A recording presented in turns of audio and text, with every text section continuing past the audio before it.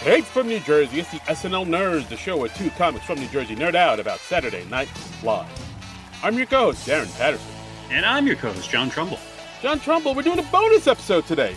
We are. We're doing a special bonus episode. This one going out exclusively to our Patreon supporters. Do you call them Patreons or patrons? I've always been fuzzy on that. I think it's patrons, or some people say Patreons. Yeah. Some people say patriots. Okay. Okay. All right. Do we need a name for our Patreons? Like our faithful followers, like an affectionate nickname, like super nerds or patron nerds. Ooh, I kind of like that. Super nerds. Yeah. If you support us on Patreon, you are officially an SNL super nerd. How about that, huh? I like it. I like it. Yeah. So special shout out to all our SNL super nerds on Patreon. Darren and I, we were talking about it before we started recording. We like you better than all the regular listeners. Yep, we certainly do. That's right. It's because you're cooler. You're our favorites. You're our favorite. Right. We'll tell all the other listeners that we like them and we thank them for their patronage. But you're the special one. Okay. You know why? Because you're going the extra mile. That's right. Yeah. And you're hotter. Way hotter. Look at that ass. Way hotter. More attractive. Are you doing something new with your hair? I really like it. Gorgeous. Like, oh my God, those cheekbones. Look at you. Yeah. And I mean, that shirt, it really brings out the color of your eyes. I mean, marron. Wow. You've always been put together, but you're just killing it lately. Hubba. Vodio do. All right. This is now getting creepy. Is it? Oh. Yeah. Thanks for letting me know. Sometimes I don't know. It's good to put the brakes on it, before it starts getting inappropriate. Right, before human resources gets called in. Exactly. And the HR department at the SNL Nerds offices are insane. You people don't know. You people don't know. You almost went to like a little crazy Eddie there for a minute. Did I? Yeah, I guess I did. Anyway, to summarize, you support us on Patreon. We love you. And that's where we do bonus episodes like this that you guys get exclusively for a limited time. Exclusive. Before everybody else. So that's right. That's the perks of the Patreon membership. That's right. You get the special shit before the rabble and the plebeians get them. The great unwashed, as we call them. Yeah. And you can if you know someone who isn't supporting us on Patreon, you can rub it in and be like, hey, did you hear the episode that the guys did about Please Don't Destroy the Treasure of Foggy Mountain? And be like, no, I didn't think they did that yet. When did they do that? And I'm just like, oh, that's Patreon exclusive. You haven't heard it yet. That's right. And then you walk away laughing. Right. You let a wave of superiority just whisk you away from that conversation. Yeah, you're like floating off the ground. That's how superior you are. I mean, you want to lord it over your friends, right? Yeah. What are friends for, if not to lord things over them? Yeah. That's what I've heard. Anyway, so that's our little special thank you to all our Patreon supporters. We're going to edit this out of the regular podcast. That's right. Yeah. It'll be our little secret. Shh. Don't tell. Just gloat.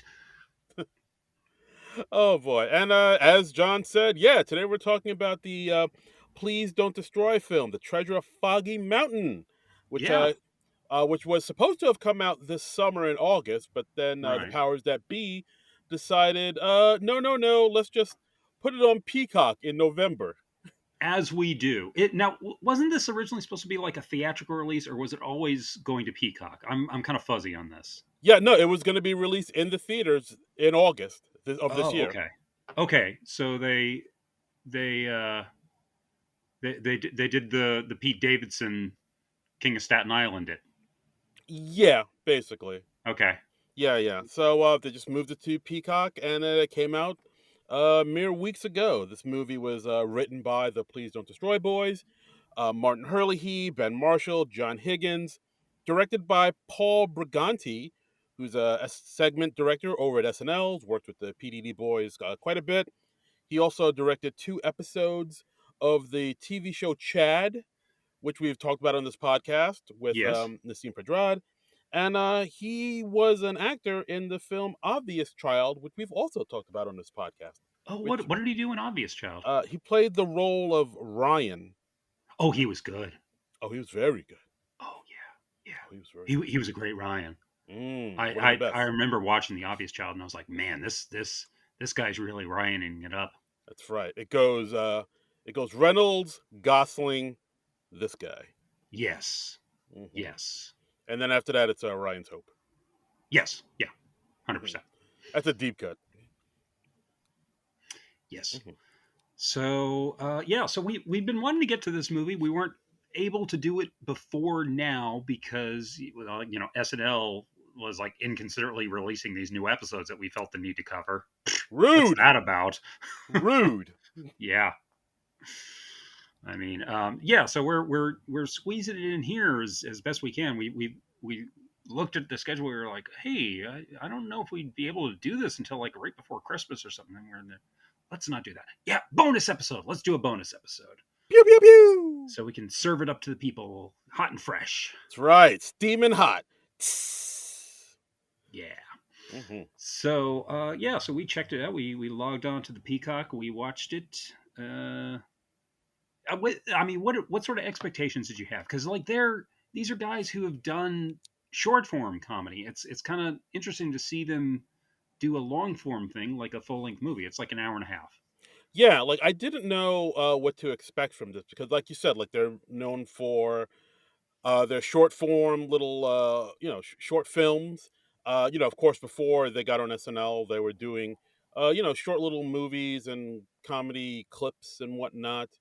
And nothing longer than like 5 minutes or so. Hmm. And then now they're writers on SNL, and then they have their little "Please Don't Destroy" segment on the show. They're in the opening credits now, so now they're Hmm. big time, but they're still kind of keeping to that same format that that they kind of came up with. Just a lot of really short, really short little clips, a lot of quick cuts to other things in between. Yeah, A very lot of quick, fast paced humor. it's like almost on the frantic side. Almost, Yeah. yeah, it gets there. So I was like, well, how is this? How is this style of comedy gonna? How's this going to work? Yeah. How's this gonna work? And And I was the same, and and watching this, I was like, I don't know if this is entirely working in places. Um, yeah, yeah, because they hone their chops on the short form stuff, which yeah. and especially when you're doing just like 2-3 minutes, yeah, it really has to move. And a movie can be a little more leisurely and it can stop and go. So yeah, it was Yeah, interesting.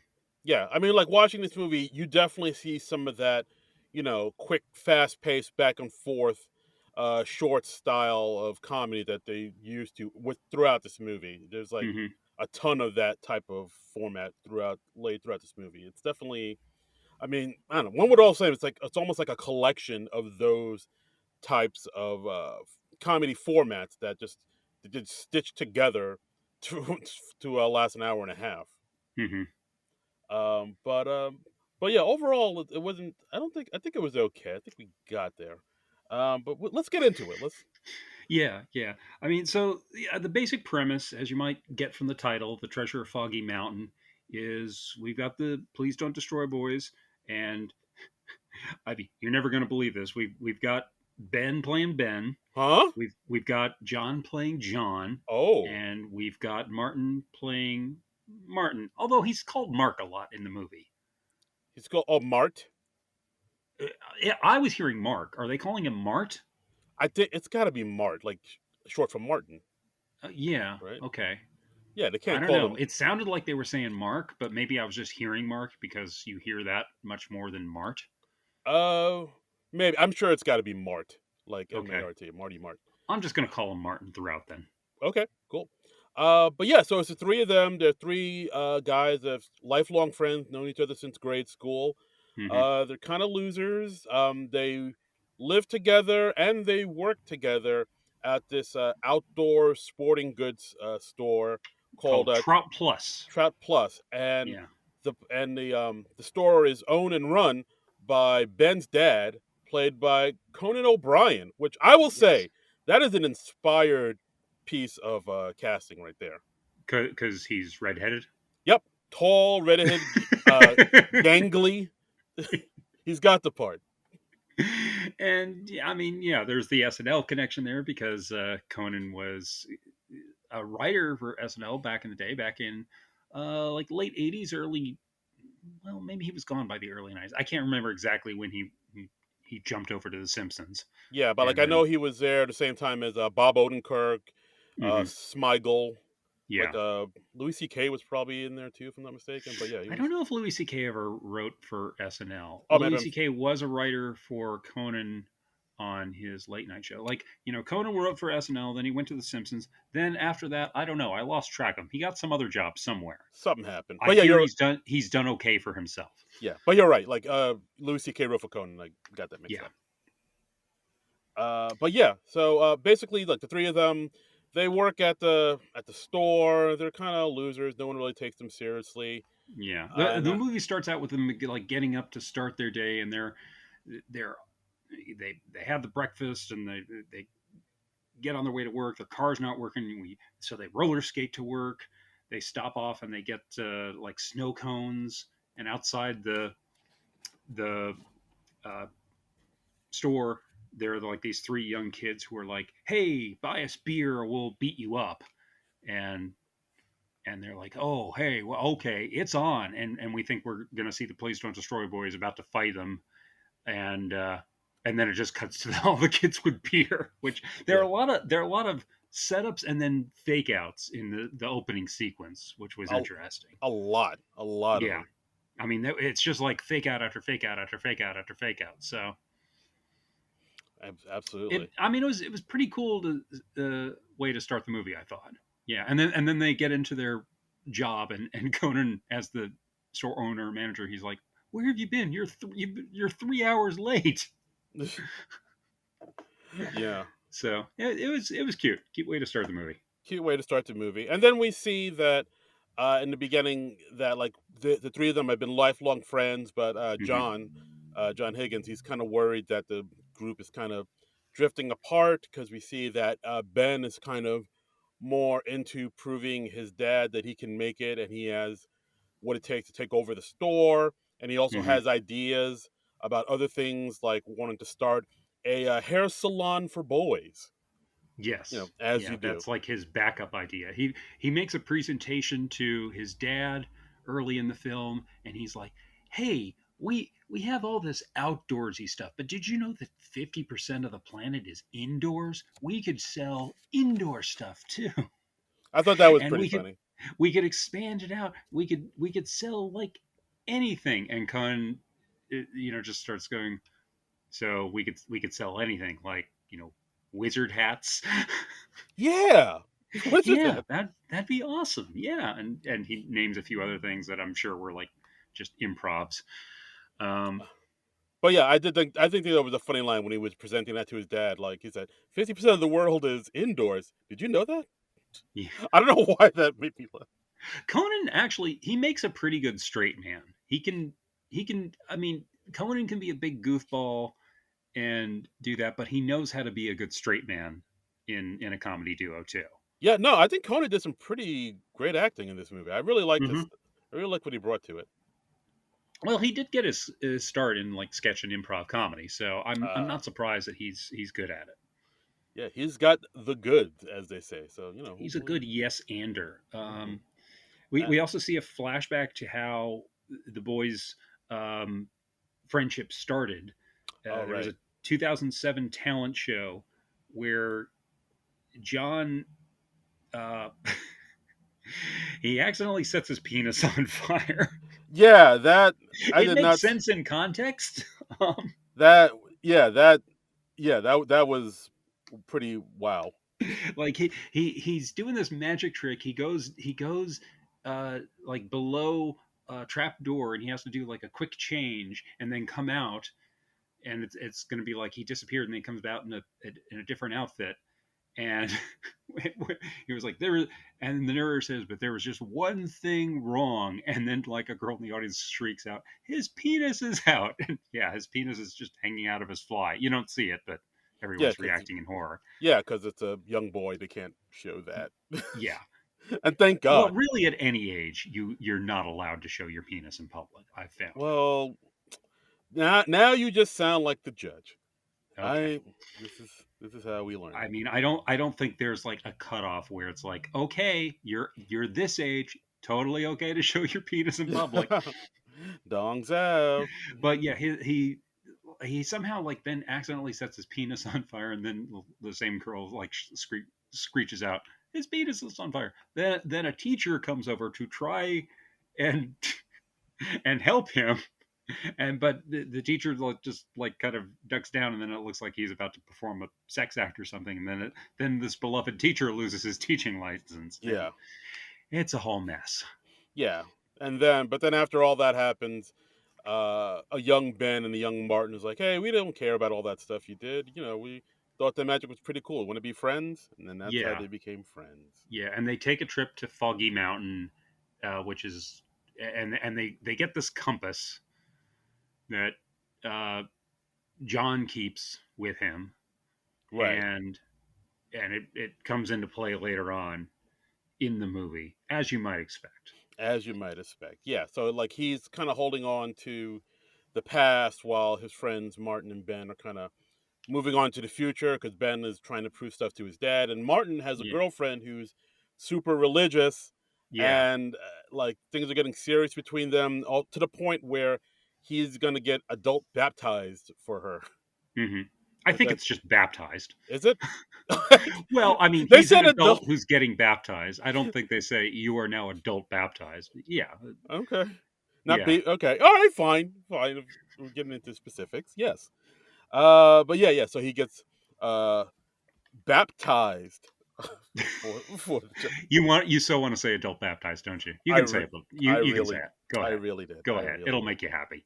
Adult baptized. Yeah. All And right. So he gets adult baptized. like in his He's bright yellow suit. this bright yellow suit. It's like Steve Harvey would say, "Yeah, that suit's a little much." Just a bit. Yeah. I think that while he's like waiting in line to get his head dipped in the water, one of the guys says like, "Oh, he looks like a pimp in a high school musical," which which is a cute line. Yeah. There's a bunch of cute little like zingers here and there throughout this Yeah, movie. I mean, Martin's thing is he's not really religious. He's not really comfortable with that, but he's not really letting his girlfriend know that he's not comfortable with that. So that's his little arc. Exactly. And then also John lets it slip that Martin used to be a bit of a wild man back in the day, and like hmm whenever he gets like super drunk, he turns into this other character called Lawrence, where Yeah, he has like these like he slicks his hair back, he puts on these wraparound sunglasses, his voice gets deeper and yeah, to like this almost like deep Italian accent. because Lawrence don't give an f. Yeah, Yeah, and he's he's able he's yeah. he's fearless. Yeah, he's like able to beat up anybody and everybody when he gets Yeah, this drunk. yeah. It's And if you think this is possibly coming into play in the movie later on, congratulations, you've seen a movie before. ooh, foreshadowing. Yes. Okay. All right. Yeah, so John is kind of bummed out that like all his friends are moving on without him. He spends a lot of time at home by himself looking through TikTok, and then he sees on hmm TikTok that somebody puts up this video about this treasure that's lost in Foggy Mountain. It's the hmm bust of Marie Antoinette, this Yes. golden bust, and like how other people have tried to look for it. No one's been able to find it. One of the people who we see a missing poster for on a telephone pole, Deech, what's his name? Oh, Uh, I wrote it Deech, down. It's Deech Nordwind. Deech Nordwind. I'm sorry, my my autocorrect turned that into Detect Nordwind, and I'm like, that's not right. But anyway, it's Bowen Yang. Yeah, exactly. I mean, and Deech Nord, that has to be a play on like the writer Jake Nordwind. Jake Nordwind. If I'm Yeah, yeah. I hadn't thought of that, but I'm sure you're right. hmm That's what we call an Easter egg in the biz. Yes, yes.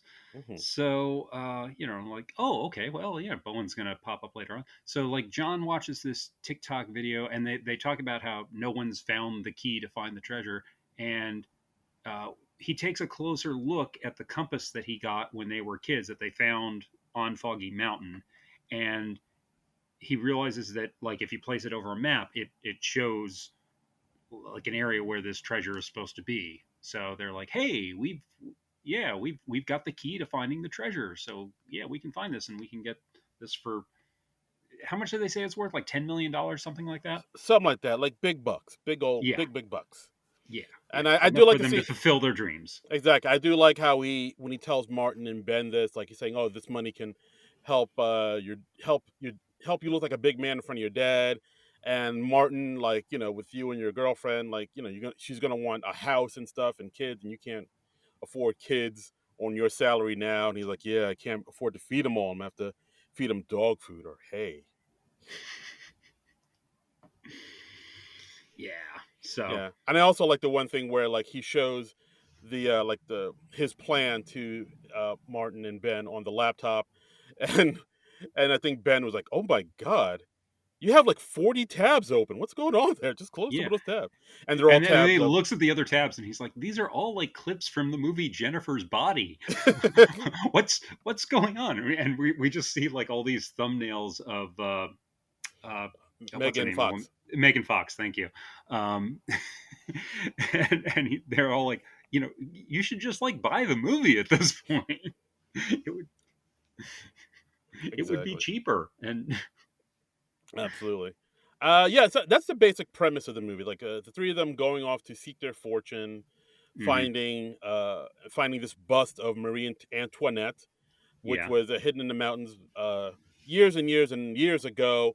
And we learned all this from our for narrator. reasons. Yeah, Yes, we learned this all from our narrator, Mr. John Goodman. John Goodman. I recognize his voice right off the bat, but they have a funny thing where like halfway through the movie he's like, "I'm John Goodman from The Big Lebowski," and and all these other things. Yeah, some other shit. Yeah, yeah. And it was very cute. Yeah, the John Goodman narration was a real highlight for me. Yeah, yeah, no, that was pretty solid. I did dig that. Yeah. So they decide to take this big trip into the mountains. They go out to the park at first, and they meet a couple park rangers. There's Lisa, played by Megan Stalter, and Taylor, who's played by X Mayo. I wasn't familiar with either one of them before this movie. You said that you have seen Megan Stalter before, and you realize you've seen X Mayo and some other stuff, right? Yeah, so Megan Stalter, she's kind of like a New York City performer. Not really a comic, but like I know she's like done like performances and around New York Hmm. City and stuff. She's done a few commercials. The biggest thing I recognize her from is the TV show Hacks Okay. with Gene Smart. She has a Yeah, yeah. she has a And pretty big. Lorraine Newman's daughter is in that too. Yes, yes, Lorraine Newman's daughter. Another SNL connection. Aha. Yeah. But yeah, so she's kind of broke out on Hacks, and since then she's kind of had more and more kind of high profile stuff. Ex Mayo is someone I wasn't familiar with until like I looked through her IMDb, and like I saw like, oh, she was in the movie The Farewell with Aquafina, which I liked quite a bit. Hmm. She was in a recent movie that came out, The Blackening, which I haven't seen yet, but a lot of my friends say it's really hilarious. Yeah, I've heard of that. That's like a horror movie spoof where everyone's black, Yep, and I think the tagline was "They can't kill us all first," yep, that's the one. which, I mean, great premise for a horror movie spoof. Yeah, yeah. I don't think it was like a huge hit, but the people that liked it really liked it. And like Hmm. I need to make a point to watch that movie. I mean, as a black man, I think you're legally obligated to see that. Yeah, don't tell the other black people. Yeah, yeah. I'll lose Well, my I mean, I don't license. go to the meetings, so Yeah, that's but still, I don't know. Word gets out, man. The I streets talk. mean, I mean, Darren, I mean, come on. When do I talk to black people? Come on. That well, I mean right I now. mean, outside of like a weekly basis with you and Yeah, that's true. That's and fair. my other black friends Yeah, that's right. Well, John, shout out to John Minus. Uh, and Matt Jenkins and oh yeah, that's two. yeah. All right. But Honestly, look, I'm not going to count on my black friends because that feels wrong and creepy. yeah, don't make a list. That's I no, no, that's that's I never ever want to do that. I'm just like, that's the no, first step to that's the first wrong step. yeah, Uh, exactly. No, they're just my friends. exactly. And but ex Mayo, yeah, that's what we were talking about. She was also a writer on the Daily Show from 2018 to 2021. That's very cool. Yeah, all Yeah, right. not bad. So, I mean, this is cool. I mean, I'm being exposed to some cool new people that I haven't seen before. So Lisa and Taylor, they're buddies themselves, and they figure out that the guys are going to go after the treasure of Foggy Mountain, and they decide to follow them and hunt for the treasure themselves. Right, because Lisa looks at John and they immediately kind of make eyes at each other and they have a Yeah, connection. And we yeah, also learned that Lisa is very passive and a follower, whereas Taylor is the more assertive one. So yeah, like, yeah. Taylor is like, no, let's go rob these lame ass white boys and take their shit. Does she actually say that, or was that just implied? That's just implied. Okay, That's okay. just me adding a little something something to it. I get you. I got you. Okay. So, yeah, we follow the guys as they go on their way. Like as they're going. What was the point in the movie where they kind of opened up the compass and they realized there was a little more to it? Oh, Am I jumping ahead too much? a little bit, but we could do that. Okay. Yes, basically. Well, there's that one scene with the hawk that follows them and Yes. walks and doesn't fly, Yeah. Yeah. which is actually creepier if you really think about it. It kind of is. That was in the trailer, so yeah, I knew that gag was coming. Yeah, they're like kind of running from the hawk, and the hawk is just like sort of chasing after them on foot. Yeah, And at one point they go, "Does it not realize that it can fly?" yeah, but That was cute. it was. But yeah, like I mean, if I saw a hawk just straight up coming at me and not flying, Hmm. I might shit my pants.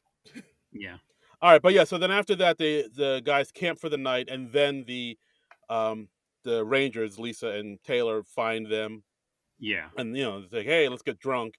They ply 'em with liquor. They play They buddy charades. up. Yeah, They yeah, buddy up, and then Lisa and John kind of go into the tent and kind of form a yeah. And bond. And Taylor's like, you go in there, you do what you have to do to steal the map from them, because yes, they also have a map that they've marked off where they think the treasure's located. yes. Um, So Lisa uses her feminine wiles on the man, yes, and yes. but the two of them really like end up forming a bond and really liking each other. They do seem to have a sincere connection. Yeah, and we're like cutting back and forth to Lisa in the tent with John, and then Taylor outside with Ben and Martin, and yeah, Right. and then And then uh, the next morning, they all wake up. mhm, John wakes up at the tent. He sees he's been tied up in a yeah, sleeping bag, and Ben and John are all tied up in their sleeping bags, and the yeah, girls stole all their shit, and yeah, yeah, the map and the supplies, and then they're like, oh no, yeah, we've been betrayed, and they go out, but they still have the compass on them, yes, and and the then they compass is like they realize that the compass is the key. Like they open up the compass, and he's like, "Oh, it's never pointed north," but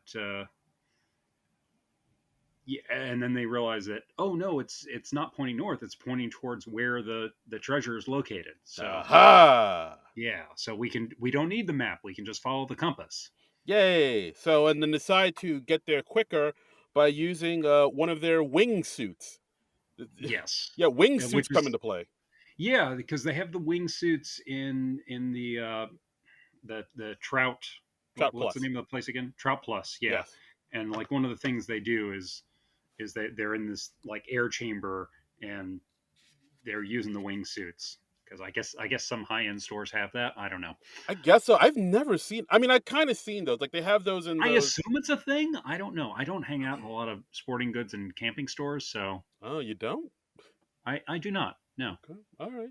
But yeah, I think it's a thing. Like I've seen it in like those places where you could do like sort of simulated skydiving, and you wear those Yeah. suits, like those type of That yeah, things. that's kind of what it is. I don't know how you get out of that? Do they just like turn the air off and then you just sort of gently come down to the ground or something?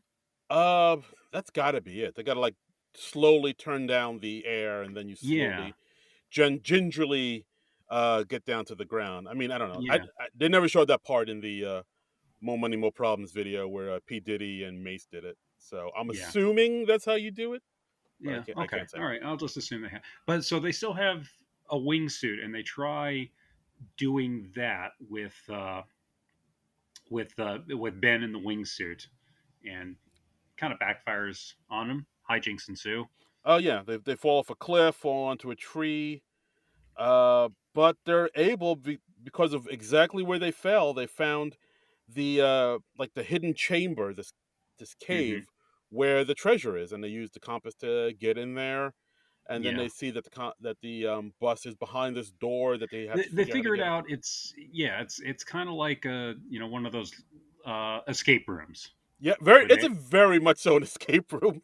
I was just like you just like went to an escape room and then you wrote this sequence. They were like, "Yup."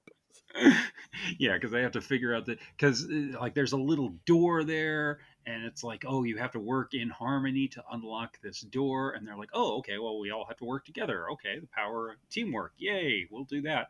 And then they realize that it means like literal musical harmonies, and because John starts playing a tune at the piano, and they sing together, and that unlocks the door. Right. I do like the part where at first they try to figure out how to open a door and they can't do it, so Martin just throws a random chair at the door and breaks it, Hmm. or a random table or chair chair at the door and breaks it, and then they realize they have to do something. Oh, we have to work in harmony.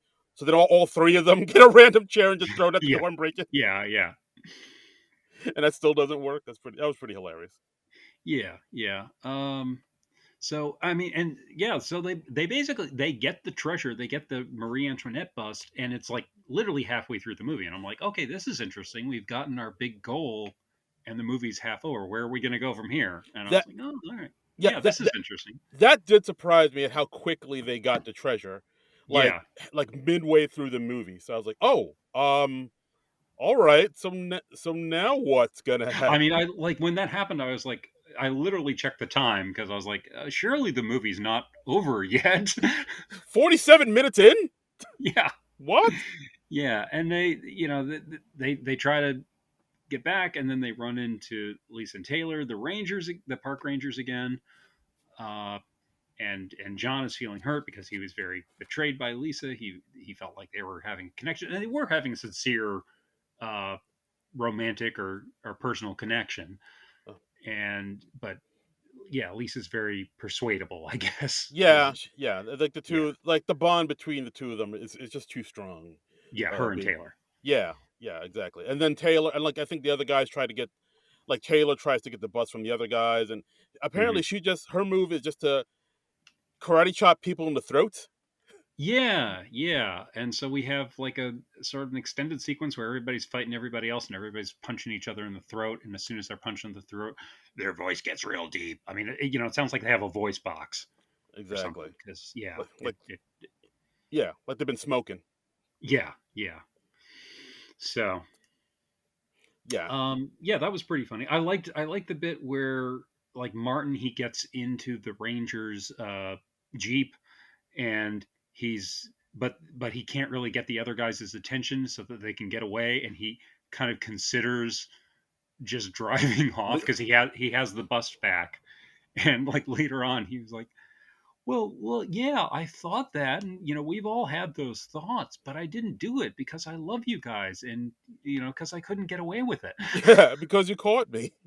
Yeah, that was, I mean, that was, yeah, that was a good line. That was one of the better lines in the movie, I thought. That is very good. Absolutely. So yeah, so the guys are able to get away with the bust. But and they get away on the Rangers little cart, but the Yeah. cart breaks down, so the three of them are just kind of lost in the woods, walking around. Hmm. Don't know, can't find their way back home, and then they stumble Right. upon this cult in the middle of Yeah, the the woods. cult in the woods. It's all these people. They're all dressed in various shades of purple, and there's this one guy with like this big like sort of a paper mache type head, like you put on a mascot at a sporting game or something like that. Right. And I recognized the voice. I was like, oh, there's Bowen Yang. Okay, And sure enough, it was yeah, Deech Nordwind, aka Bowen Yang. yes, and he went into the woods however many years ago it was, and he's apparently formed this cult. And they've been out of touch with the outside world for 12 years. Yes, the cult is made up of wayward travelers, dreamers, and gym teachers who got too close to their students. Yeah, and they developed like a saying or a mantra for their cult, which is, for them, like this very unifying and empowering and giving thing, and that mantra is all lives matter. and Hmm. and the Please Don't Destroy guys are like, how long have you been here? 12 years. Okay, yeah, that about checks out. Yeah, that's like a super racist thing now. How's it racist? What? Oh, well, we can't really go into it, but that's, yeah, it sort of reminded me, like, on their at this recording, their most recent short on SNL, where the guy was looking to jump Oh yeah, off the the ledge, and he had like the name of his band was Hamas. Hamas, or it looked like Hamas or something like that. So yeah, a similar sort of joke, I thought. Yeah, yeah, it's very much that. And And I'm not. That's not a criticism. I'm just saying, it's a similar sort of joke structure, I guess. yeah, a little bit.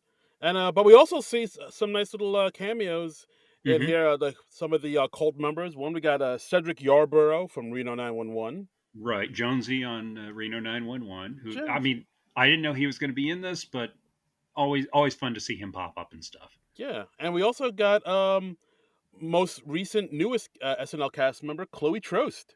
Yes, she's played another cultist named Poppy. Yeah, yeah, because I mean she's known the PDD boys for a while. Like actually, if you look online, you can find a bunch of videos where they like comedy videos where they kind of work together and Hmm. like her popping up in their stuff. So yeah, it makes sense that like she make a little cameo in the Yeah, movie. well, it's nice they had a part for her. Yeah, Hmm. and and the guys, they're trying to keep the bust away from the cult, and who was it that hid the bust? I'm forgetting which one of the guys it was. Was it John or It was it was Martin? yeah, no, it was John. He hid the It was John. bust. He hid the bust underneath the cult leader's chair under her Yeah, chair. and it's inside this tote bag that they picked up from Martin's adult baptism There it is. ceremony. That see now you're So, saying it. well, I'm Huh? trying to be consistent, man. I let you have the adult baptism, so yeah, I'm like, okay, I will say adult baptism. I appreciate that. Yeah. Oh, cool. So yeah, so it's just like them trying to figure out, well, how are we going to get out of here with this bust? And of course, also, I don't know if you mentioned it. The Deech, the cult leader, talked about how like after he lived in the woods all the time, he realized how terrible that bust is. You know, the embodiment of Yeah. green. He said like, if I ever see that bust, I'm going to destroy it and burn it. Yeah, okay. I think I must have been taking notes, or my mind was drifting when he went into that, because like at one point, yeah, they were getting ready to destroy the bus. They were like going to dump it in these flames, and I was like, wait, why do they want to destroy the bus? Yeah, and I knew I'd missed something, but Yeah, it's I basically figured you would explain it to me. yeah, So yeah, no, that's it. Yeah, Deej is like, that bus is just the embodiment of greed and evil, and like we don't need it. We need to destroy it because it's just brings nothing but brings out the worst in people. So that's and why he and wants to Martin, destroy. John, and Ben are like, no, please don't destroy. So Ah, they're like living up to their name. that's right. Yeah. I wonder if that's where they This got it. this movie has layers, man. Whoa, It's deep, man. blew my You just mind, don't bro. get it on the deep level that we do, man. Bro, whoa, you blew my mind, bro. Yeah. I'm sorry I just turned into Dennis Hopper for a few minutes there, but Yeah. Oh boy. Yeah, but also, who else should show up at this cult meeting? Lisa and Taylor. Apparently, Chloe Trost character found them in the woods, and she brought them over to the meeting with them. So Yeah, now we got the Rangers in the mix. yeah, and and that the cult sequence kind of comes to an unexpected end because uh, John decides to stay with the cult while Ben and Martin go back to the outside world. Yeah, Um, because like basically as you said, as they were about to burn it, John is able to use his old magician tricks, take the bust, yes, and slip out with Martin and Ben, and he gives them the bust, and he says like I'm gonna stay here with the cult because yeah, you're right, I don't have anything going on in my life, so maybe staying with these guys will be the way to right, go. yeah. And Like there's this long scene. I thought too long, honestly, where they're like zapping each other with a stun gun, yeah, and I was just like, this is cute at first, but it just went on way too long, and it's sort of like the emotional climax of the three guys. It's like when they reach the crisis point where yeah, like John and Ben confront Martin about like, hey, why are you going through with this adult baptism thing? Ben and Martin confront John. They're like, hey, you're not growing up. You don't have anything going on in your life. And what did they confront Ben about? Just like your ideas for the store are stupid. that and just like how he's looking for his dad's approval for so much. Yeah, yeah. And then So, they also bring up a really popular kid in school, TJ Scardini, which I thought was interesting to bring mhm. that up. Yeah, like it. I agree with you. The taser scene kind of went on a little too long. I I don't. It felt like it kind of moved the story forward, but not really. Not Yeah, I just I got to the point I wasn't so much paying attention to the character journey as I was just like, okay, when is this stun gun thing going to be done with? yeah, So yeah, so I yeah, don't but I don't yeah, know if I want to say I tuned out a bit, but I was just a little like, okay, let's move on with it, guys. yeah. No, I agree. Like, I mean, it's weird because like at some points this movie has a lot of quick cuts and just Hmm. really kind of goes like it's like kind of has like a really fast, speedy kind of feel Right. to it. But then this scene kind of goes on for a little too long. Like I was like, oh, this scene needed the quick cuts. Yeah, and I don't know. I've never been a fan of the comedy thing of like if you do it over and over and over, it becomes unfunny, but then you keep doing it and keep doing it, and then it becomes funny again. And for me, that whole arc is sort of played out, and I felt like they were going for that here. Yeah, I could see that. Like this is one of those scenes where I thought it seemed like one of their like YouTube comedy clips, like where it just kind Yeah, of goes on a little too long, and I felt like they could have maybe tightened it up a bit. yeah, yeah, definitely. But yeah, so John's able to get the bus back. He's able to escape with Ben and Martin. He gives them the bus, tells them to go sell it. I'm going to stay here with the cult. And also, we find out that Taylor and Lisa have a heart to heart, and Taylor's going to leave, and Lisa wants to stay with the cult. And Yeah, or as she says, maybe I'll start thinking for myself and stay with this cult. yeah, yeah. And then that's the end of. Was that the end of Act Two of the movie or Act Three of the That movie? was I'm a little mixed up. no, that was Act 3, and then we Okay. go into Act 4 2 weeks later. 2 weeks later, and we see Martin and Ben back in the outside world, and they're living the life of their dreams, according to John Goodman. And we see Ben, and he's like very well dressed. He's got a goatee. Martin has long hair. He's looking a little more Jesus-y. Yeah, Um, and he has like a big pinstripe, not pinstripe, like plaid suit, hmm. like even more Steve Harvey. Yeah, yeah, he's going full Steve Harvey, and you never go full Steve Harvey. Oh no no no Um, no no no. so and we think the implication is supposed to be that they cashed in on the bust already and they're swimming in dough, but they've like just now found a buyer, and as they're meeting up in a diner, John comes in with other members of the cult, and he's like, "Yeah, this joining the cult thing is just not working out for me." Who would have seen that coming? Yeah, like I do Molly every day. It's unsustainable. Yeah. Yeah. I mean, that was cute. And at this point, it's like, wow, this movie's really going in directions I was not expecting. Yeah, I will say that it does go in. Yeah, like this whole like time jump of 2 weeks, where Hmm. in 2 weeks Ben's able to grow a full goatee, and Yeah, like John is with this cult that he apparently can't leave now because like he's told like he according to him he says, hey, to keep bringing up my mom, and I think they threaten to kill her if I leave. it's Uh, very Sea Org. Yeah, yeah, and he's saying, hey, could you guys save me, please? Like, what'd you yeah, say? yeah, Nothing, nothing. It's fine. Save me. yeah, yeah. Um, so they're kind of reunited that way, and they decide to get back together and cash in the bust. Right. They're gonna do like this big sale at Trout Plus, Hmm. and yeah, uh, was it? Ben's dad is all like pumped for it, Yeah, and but yeah, but like even though they're getting all this money and they're having all this acclaim, and Ben has his father's respect finally, like neither one of them is very happy, and yeah. they're just kind of They're still a bummed. little unresolved. Yeah. Exactly. So then at this point, we go back to the cult. We see John and Lisa trying to talk to one another, and because oh yeah, also while they were at the cult, they apparently had a big fight, and now they're not talking to each other. So like now they're Hmm. trying to reconcile, and then John lets it slip that he actually stole the bust and gave it to Martin and Ben to sell, and the rest of the cult overhears all of this, and is like, Yeah.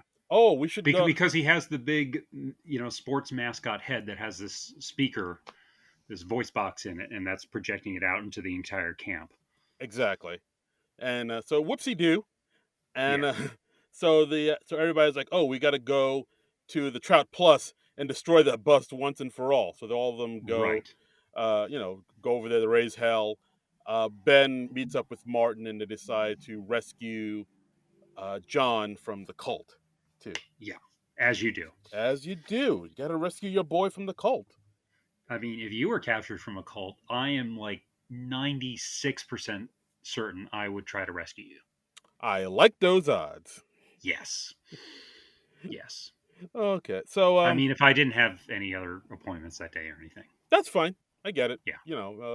I'll try to work around your schedule. I've got some errands tomorrow. I got it.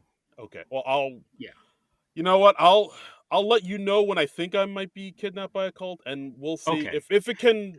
Like, if you can just give me a little bit of a heads up, that's all I'm asking. Okay, sure, Okay? sure thing, If done. you're like, hey, John, I think I'm falling prey to a cult, might need some rescuing in, let's say, 2 weeks, Okay, and I will definitely pencil you in. just pencil me in, man. That's all I Yeah. ask. Yeah. Friendship. Friendship. Yay. Yay. Yeah. So the boys go to rescue John, and but in the meantime, we see that the buyer of the bust has come in. It's a big, big, big name celebrity, and he's coming down the escalator, ladies and gentlemen, Hmm. the one and only Jersey's own Gaten Matarazzo. From Stranger Things. Yes, Dustin. One of those, yes. No, it's Dustin. I thought it was Dusty, but they call him Dustin. They never call him Dusty. Okay, we'll go with Dustin. Okay. But yeah, I thought that was a cool little cameo for him to come in and do his thing. Yeah, I didn't know he was going to be in it, but I was like, oh, hey, yeah, it's that guy from Stranger Things. All right, that is undeniably the guy from Stranger Things. So Absolutely, that's him. he's like one of the few cast members. He doesn't look too different from when they started. Yeah, he kind. It's weird. Like all the other cast Everyone members. else is on that show is like shot up, and they're like they've gone through puberty. They have like a house and two kids in the suburbs now. Yeah, Um, they're all like 6'5" and they have deep ass voices. yeah, yeah, because it's just been like years between seasons on that show. It has. But yeah, And I don't know what the timeline of that show is, but I think it only takes place over like a matter of months or something like that. And everyone ages like two yeah, or 3 years between seasons. It's kind of hilarious. got to suspend a little disbelief there, baby. I guess so. I Theater guess is so. But mind. anyway. Dustin from Stranger Things, people. Yes, he makes. He makes. And he's glammed out in his own sort of like pimped out suit. Yes, very much so. So as he's there and he wants to close the deal, we see the cult coming in, Hmm. just busting into the place, demanding that they give up the bust so they can destroy it. A huge, big old brawl ensues. Hmm. Gaten Matarazzo takes a trident to the chest, Yeah, which I yeah. did not So see it's come. a bit of an Anchorman moment. Little bit. Or I don't know. There's some movie where they unexpectedly kill off this celebrity cameo, and I'm blanking on. There've probably been a couple movies that have done that. Been a few. I mean, Anchorman is like that. Did Deep, they kill off like a real person like that though? like in I'm, real I'm life. not saying the trident to the chest. I'm saying the gag where they bring in the big time celebrity playing themselves and then they kill them off hideously. I feel like they must have done that once or twice. I mean, they kind of did Yeah. that in Deadpool Pool 2 with Brad Pitt. Or No, but Brad Pitt wasn't playing himself in oh, Deadpool I 2. see what you're saying. Okay. Yeah. Um, Where it's like if Brad Pitt was showing up in a movie and it was like, "Hey, I'm Brad Pitt," and then the movie kills off Brad Pitt in the world of that movie. That's what I'm saying. I see. I don't know. I'm sure that must have happened, but I I can't. know there's a comedy or two that have done that, and Mm. I'm be damned if I can remember what it was now. So Listeners, call in. Let us know what the movie is that we're thinking of. yeah.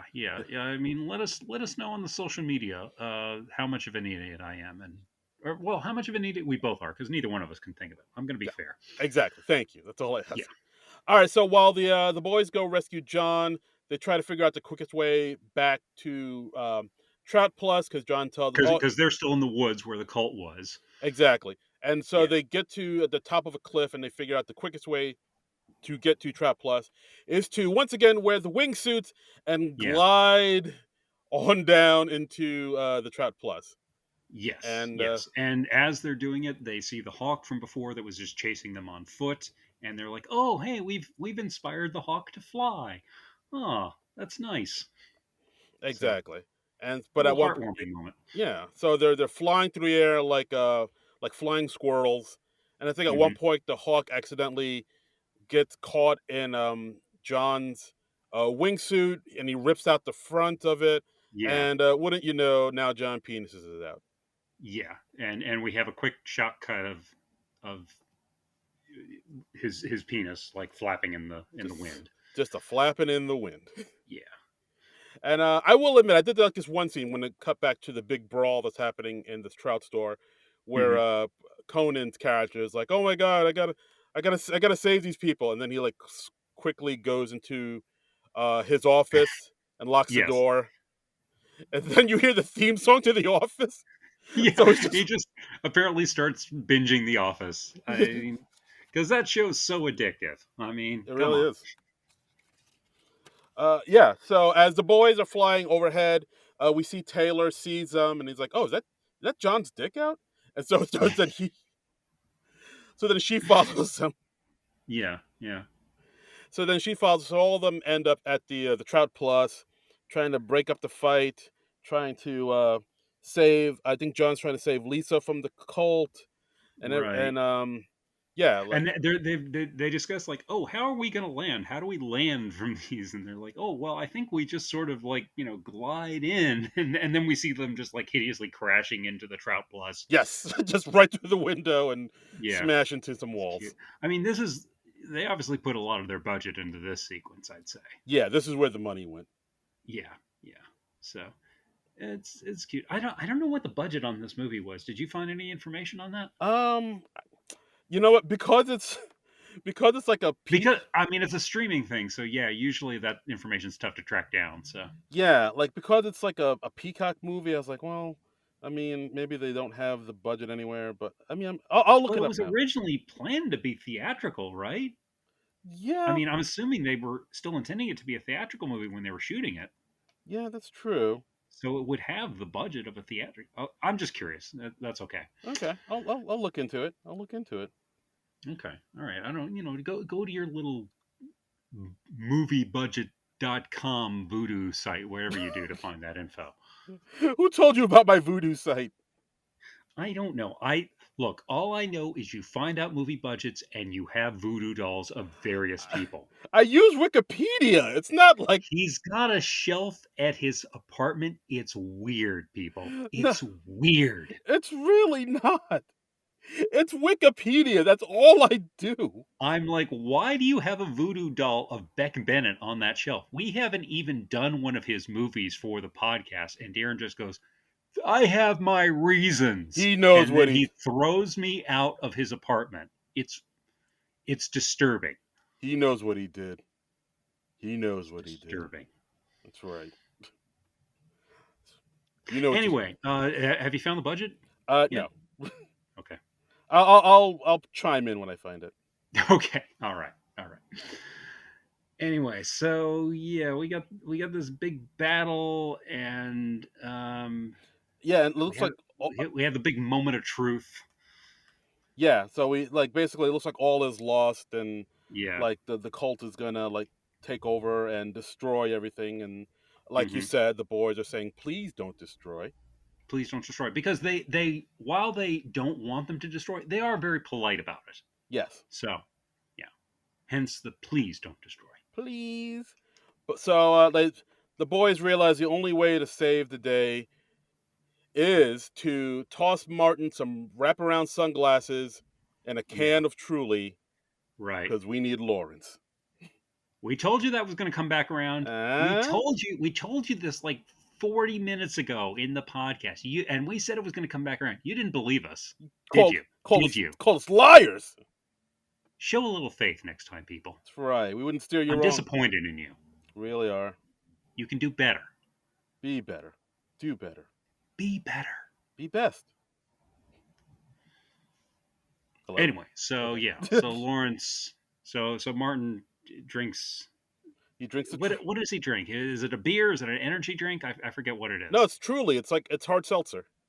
Oh, okay. All right. I'm not familiar with the brand, so all right. Oh, it's tasty. Oh, okay. I've not had that. Oh, yeah. All right. It's But apparently it makes you have an alter ego with wraparound sunglasses. Who knew? So yeah. I mean, if that don't sell the product, what will? Sure.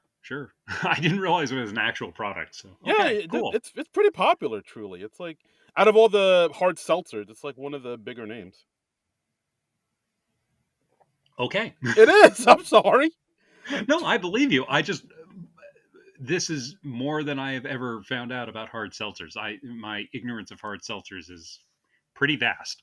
Okay, well, get on it, man. Get on your seltzer game. No, I think I'm good. Well, fine then. Yes. So anyway, Lawrence saves the day. Yes, Lawrence comes back, beats up everybody, men and women. Yeah. And There's some more throat punching. throat punching. Go back to that well. Yeah. Deech runs out with the bust. He makes it to the Mhm. parking lot before the cult circles him because at this point, Lisa has found her inner strength and decides not to go along with this madness, and she's able to rally the cult around her to revolt against Deech. So and then at this point, like it looks like Deech is going to try to get away, talk his way out of it, and that's when Mhm. we see Ben use this bird call that he's been using throughout the movie. We kind of didn't mention it, but Yeah, we didn't. He does have a bird call thing that sounds like a human screaming. yeah, like ah! Yeah. It's Okay, we just yeah. Sorry to everyone where we just blew out your speakers. Sorry about that. My bad. People listen to this podcast in headphones, Darren. I forgot. They've got their earbuds in. I forgot. They're doing their little household tasks. They're walking their dogs. They're driving to work. You just screamed at them. Whatever. It'll be fine. It'll be fine. It'll be fine. Sorry, guys. Oh, I'm sorry. Can't take a little screaming in your ears. No, our listeners are very delicate, Darren. Toughen up. Toughen up, guys. It's a cold, harsh world out there. Anyway, screaming in the ears. Screaming in the ears. Yeah, turns the time. Yeah, I can't find the budget at all. I don't know where to. Okay, all right. Well, we gave it a shot. We tried. This was the budget was money. Yes. $, $. Yep. Hmm. Yep. So yeah, so Ben blows the bird call. He's able to call the hawk that's been following them and throughout this whole movie, and then the hawk is able to get the bust away from Deech in his talons and fly away. And then Yeah. Deech kind of follows him. I think Ben was trying to get the hawk to give them the bust, but the hawk just ends up flying away with the bust. Yeah. Yeah. Yeah. So nobody gets it. Yeah, but or we think, but until the hawk What? comes back, Oh, what? Oh, geez. Another twist. turnaround. Wow. Yeah, Wow. because at that point, Subverted expectations. yeah, because at that point when the hawk flies away, that's when John Goodman as the narrator says like, oh well, they didn't need the treasure because they've had the most precious treasure of all, the treasure of friendship. Yeah. And then the hawk comes. And then the hawk comes back and narrator John Goodman just loses his shit, which was very, very funny. Yeah, it's like, oh shit, the hawk's back. Oh shit, he's back. He was just messing with them. Yeah. Oh. Yeah. The narrator gags with John Goodman, I think they did just the right amount throughout the movie, and I think that final turn with John Goodman like freaking out at the events of the movie as if he were seeing it for just the first time. I thought that was pretty great. That was pretty great. That was pretty great. Yeah. Yeah, so the movie ends. We find out that Martin's fiance Amy is actually turned on by the alter ego of Lawrence. So the Yeah. two of them Yeah. found like a new And connection. he finds out about her hidden non-religious side, Yes, and so they become closer. yeah, she likes to Uh, see animated porn and what have you. yes, yeah, yeah. So they end up buying a house with their share of the treasure, which like early in the movie when they're like looking at houses online, she's looking at this super expensive house that's like $450,000, Oh and yeah, that Martin's was like, funny. "Oh, well, let's. What about this one? This one's even better." And he like turns the tab down to like 80,000, and in each picture of the house, there's like this same old woman who looks like she's been roughly photoshopped in, and they're like, "Wait, why is that woman in every photo?" And we see them in the end montage. They bought that house, and there's this old woman's head right in the foreground. Yikes! So it's like haunting them. Hey, Which that was a cute callback. yeah, hey, a deal's a deal. Good deal's a good deal.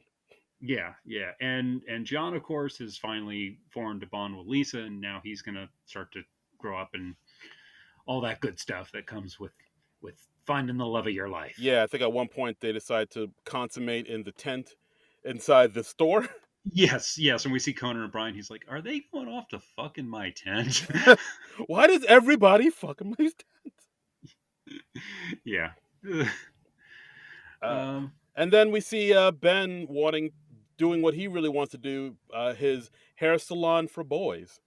yeah, yeah. That which was his secret passion all along, or his backup plan all along, and Yeah, he's very happy with that. He's not living in his dad's shadow anymore. exactly. And then we cut to the credits and we see that the boys actually went to London, which is something else that they mentioned throughout the movies, how they've always wanted to go to London together and go to like a Fat Joe concert.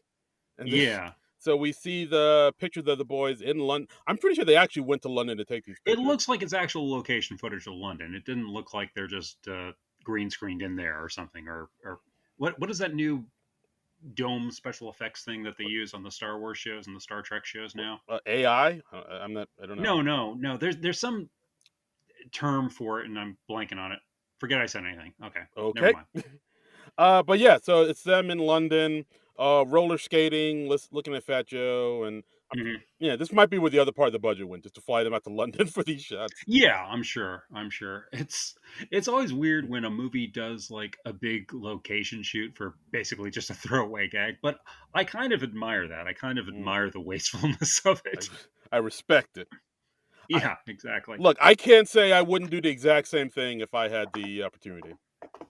Yeah, yeah, same. I mean, trip to London is a trip to London, man. It's like, hey man, look, we need to shoot this thing in Barbados. I don't know what to tell you. Yeah, they did that at the end of the Fletch movie too. Like, I forget where they shot the last bit of Chevy Chase like walking on the beach with with his love interest, but excuse me. Oh, okay. Um, but they went to like Bermuda or somewhere exotic. You had to listen to our Fletch episode because I forget where it was, and it's like this overcast day. They could have been like on the Jersey Shore or something like that for all it looks like somewhere exotic and glamorous. Yeah, but hey, man. Not that the Jersey Shore isn't exotic and glamorous, by the Oh way. my God, no! It's my Rio de Janeiro. It is. Yeah, I don't doubt it. Yeah, absolutely. Um, yeah, and that's the movie, guys. I would say it's just a pleasant enough movie. It's cute. It's quirky. It's definitely a little on the weird side. Some of the Yeah, editing I thought was a little odd and like very yeah. choppy.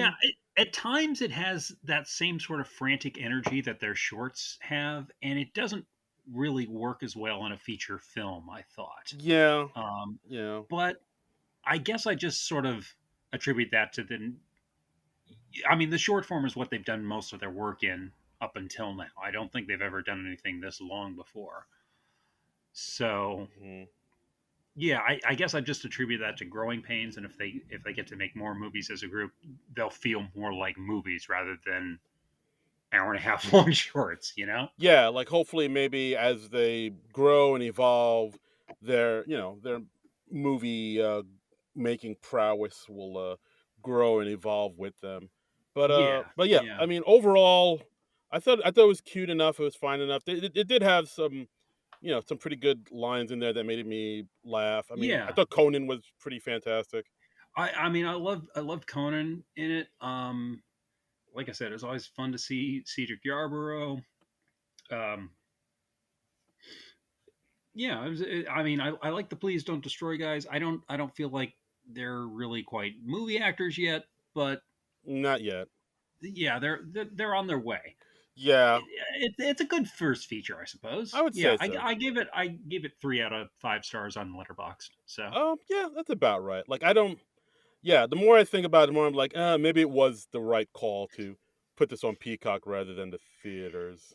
yeah, if I'd gone to the theater and plunked down 15-20 bucks for a ticket, uh, I might feel a little disappointed on it. Watching it at home on streaming, yeah, it's good. It's fine. It's sufficiently entertaining for that. Yes, yes, sufficiently entertaining.